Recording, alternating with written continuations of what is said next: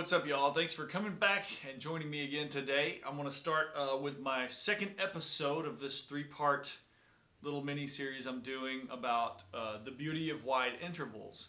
And I'm just talking a little bit about why I like them and think they're important. And I'm trying to give you a little insight to some simple tricks you can use to apply certain wide interval lines into your playing that are maybe a little bit generic in that they can be used in other places. When I was thinking about making this other video, that's kind of what stuck out to me. With almost anything on a guitar, when you play a certain line or a lick or a chord shape or anything, usually there's more than one place that particular thing will work. For instance, if I play an E major 7 drop 2 chord like in this inversion, that same shape could also be played off of the major 7th degree of the E major scale for a nice E major 7 sharp 11 sound. It could also be played off the 5th scale degree of E for a very lush E minor 7 sound. That's just the beauty of the guitar in general. That's one of the advantages we have, because honestly I think the guitar has got to be like the hardest instrument to play of most of them. At least for me it is, but I really can't play any other instruments. With that same thing in mind, I want to talk about a few things. I know the last video we did, I talked about specifically pentatonic scales and lines that I derived from that specific minor pentatonic box on the guitar that we all know and love. In this video I want to talk about some lines that maybe don't quite use the same scale degrees for those lines. They might be a little more specific or a little less specific, and they can be used in different places. So this first line I want to talk about is just a nice generic E sound. This could be used for like an E major 7 or even an E minor major 7. Let's just get right to it and let me show you the little line I'm talking about. First, let's just look at that line slowly. If you're playing this over an E major 7, I'm starting on the 5, I'm hitting the root, then I'm going to play the 9 with my first finger, then I'm going to play the 6 or 13 with my middle finger, and then I'm going to my major 7 with my pinky, hitting the root again with my first finger, I'm hitting the 5 again with my third finger, 6 or 13 again, 9, so I'm kind of barring those two, and then I'm pulling off to the 7 and the 5 and the root again. I'm putting some space between those intervals, so I'm not just going up, an E major 7 arpeggio, which is still cool, but this just takes some of those notes out and makes it a little more interesting. So it's important to note this little stretch here between the 5 and the 1. So that's a perfect fourth interval. And then I'm going to the 9. So 1 and 9 are not that far from each other.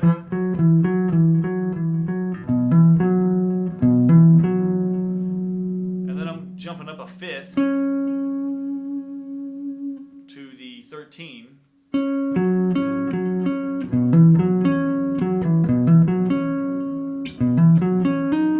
then I'm hammering on to the 7 again.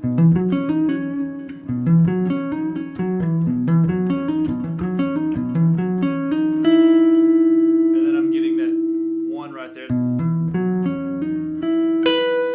up a 5th again from the 1. 13 again, and then jumping up to the 9, which is a perfect fourth above. And then from the 9, I'm gonna pull off again to my 7. And then another little power chord, B to E. And you can deviate a little bit from that if we're specifically talking about E major. Then I can pull off from that 13 to my actual major 3rd, because you'll notice the first time I didn't hit a 3rd, so that makes this line a little bit generic, and I'll explain a little more on that in just a second.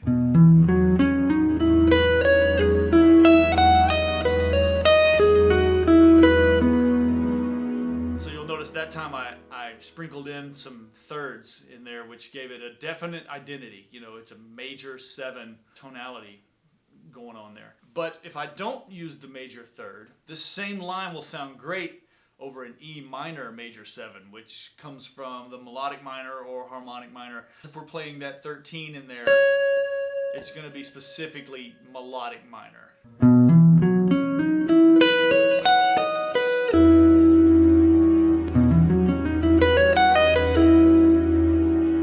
And if I wanted to flat that 13, you know, that would be more specifically a harmonic minor. So you'll hear that flat 13 gives you a definite harmonic minor sound.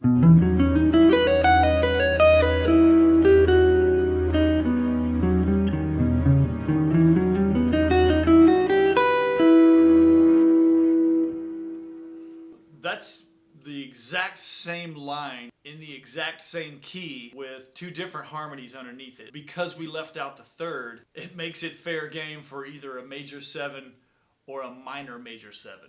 And anytime you can do minor major 7, that melodic minor vibe, I feel like that's a good thing. But check this out.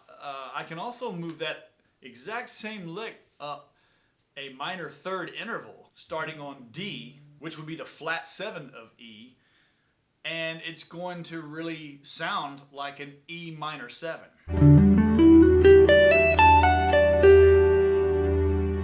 then that opens us up to jump into whatever, you know, simple pentatonic scales that we know.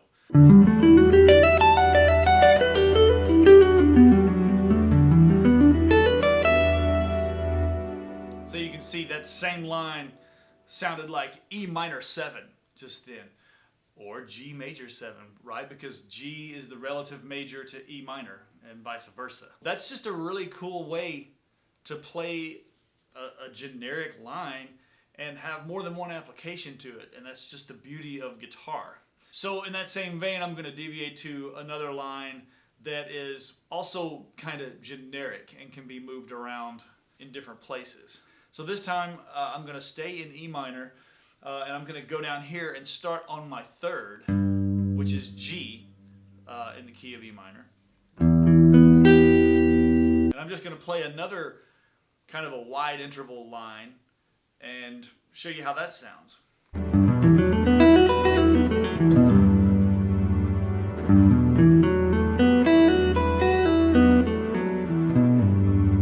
There's plenty of space in there, although since we're starting on the third, it definitely gives it an identity to where it's specifically E minor. I'm going from the minor third and then I'm hammering on up to the fifth, so that already is a interval of a major third. From G to B is a major third interval.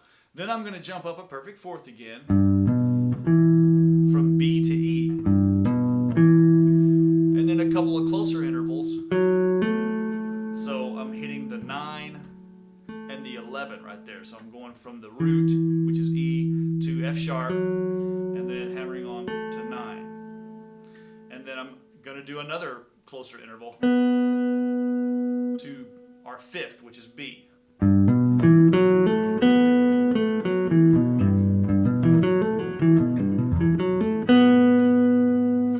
And from B, I'm going to go up another perfect fourth to E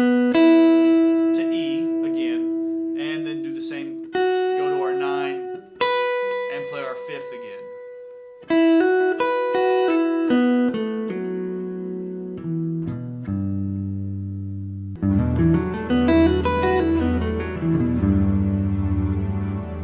As you can see, if you pretend that first note is the root, it's a nice G major sound.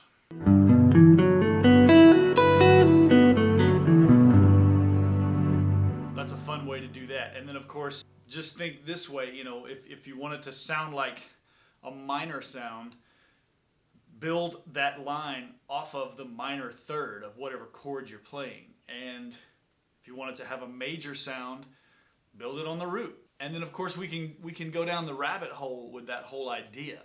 Remember from the last video I said, you know, E minor pentatonic equals C major. How would that line sound over C major?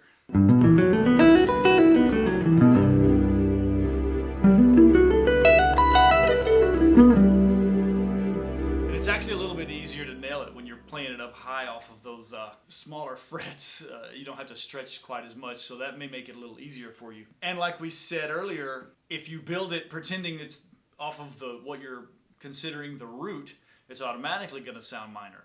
So we can play the same line starting on E, and once again, it's still going to be that E minor sound that's going to sound really nice over C major 7.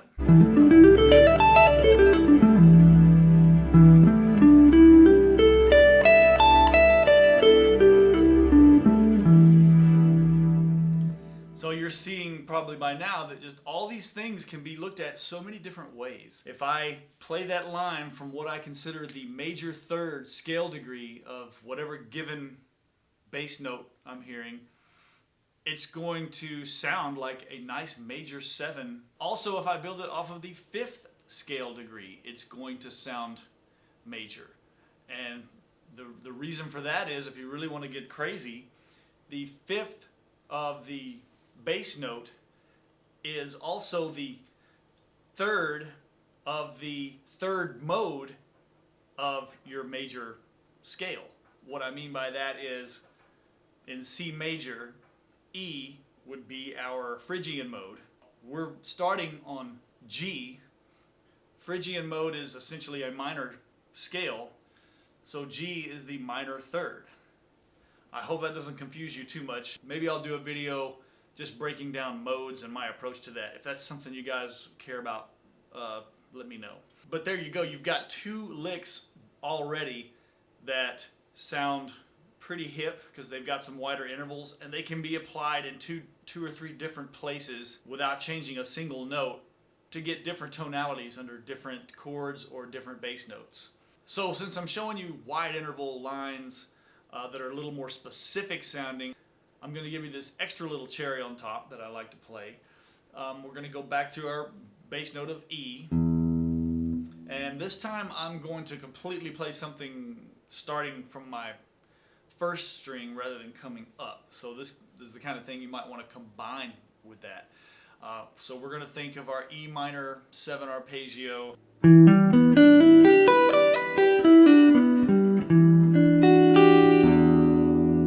Just a nice E minor 7 sound. And what I'm going to do on this is I'm going to take a couple notes that aren't very far apart and then follow up with a couple notes that are a larger interval away from those, so the whole thing has a little more, to me, kind of a computery, choppy sound. It's cool in my mind. So I'm going to play the lick for you first.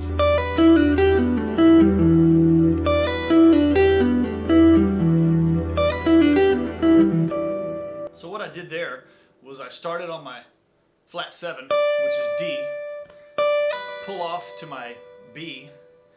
So those two notes are pretty close together. They're a minor 3rd apart. And then I'm going to jump down to my E on the G string and pull off to D again.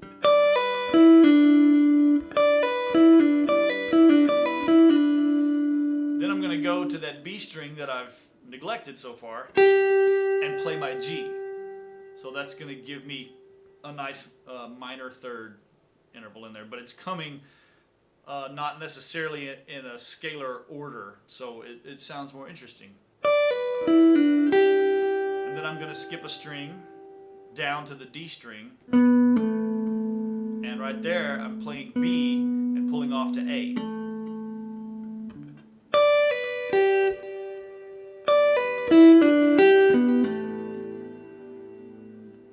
Then I'm going to play my E, and I'm pulling off to D again.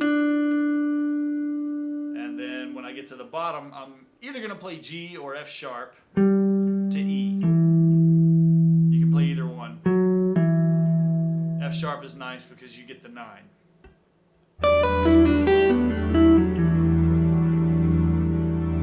And we can just change a few notes up in our order and get a nice major 7 sound.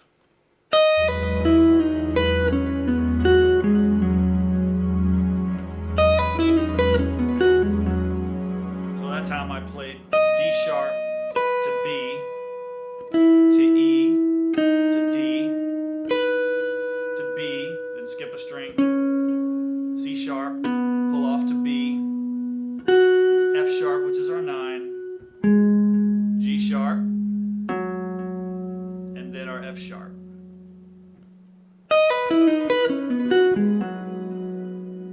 that sounds really nice over in E major 7.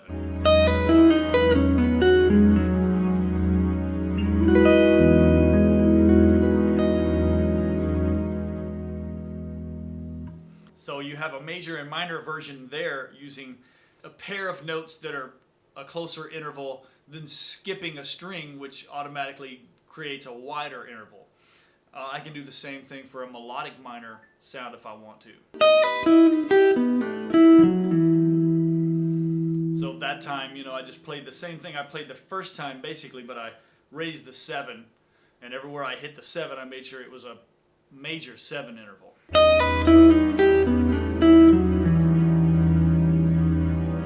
So a nice generic line right there as well. I think that's a lot of lines or licks that you can kind of steal and work on them. Hopefully I brushed over the theory behind it well enough for you to kind of understand, because just to rip off a lick is all well and good, and we all do it, but give a man a fish, you feed him for a day, teach him to fish, right? So if you understand the theory and then the ideas behind where I'm getting these licks, you can actually make licks of your own, and you can put the licks together and just create an entire vocabulary, which is what I try to do, and I'm constantly changing it and working on it and trying to get better. So I hope this was an informative video for you. I hope you get something out of it. Let me know in the comments, and if there's other things you want me to touch on in the future, let me know as well, because I do read them and I love to see comments, so please leave some for me.